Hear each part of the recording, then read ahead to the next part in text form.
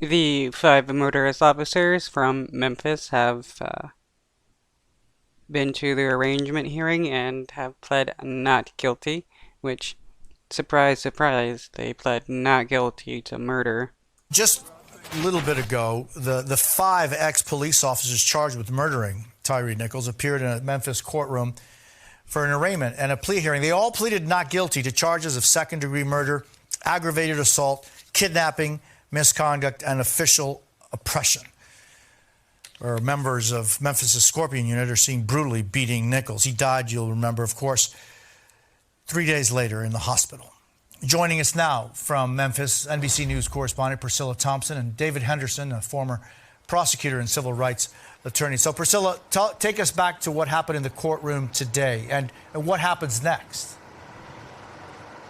Yeah, Jose. Well, the family arrived here this morning very stoic as they sat in that courtroom. We didn't see any emotion from them as they sat flanked by their attorneys. And shortly after they were seated in that courtroom, those five officers marched in alongside their attorneys. And I shouted a question at the officers as they were making their way into the courtroom, asking if they had anything they wanted to say. And no one responded to that question. They all wore masks, so it was very difficult to see any sort of facial expressions from them. And then, of course, they went into the courtroom facing the judge, and it was a very quick hearing, under 5 minutes. The judge asked them how they intended to plea, and all of them pled not guilty, and that was the end of it. And then they marched out of that courtroom just as they had come in.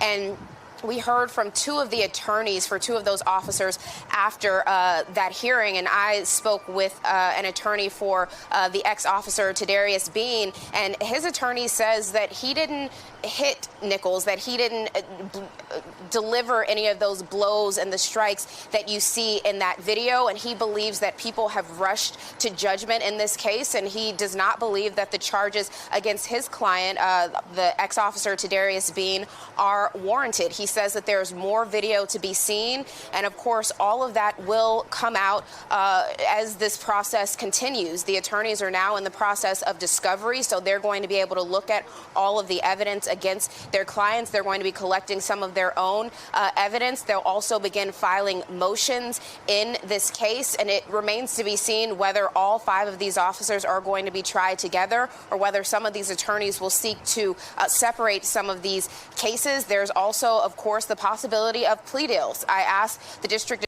No, they shouldn't get any plea deals. In my opinion, would be kind of bunk, because that means these people will get lesser charges if they take a plea deal. And how is that justice whatsoever? These people being able to get away with their crimes. Attorney about this a while back, and he told me that is always a possibility. And so there's a lot to be seen as this process is really just getting started. And we heard from the family as they came out today.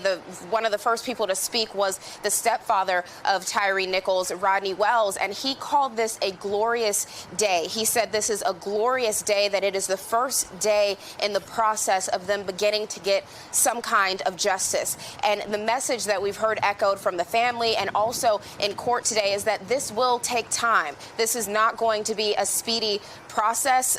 You know, the charges came rather quickly, but now begins sort of the long process of continued investigations and actually putting this case on trial and seeing how it ultimately turns out. But the family today calling it a glorious day and grateful for the support that they've received from the community and around the country. Jose?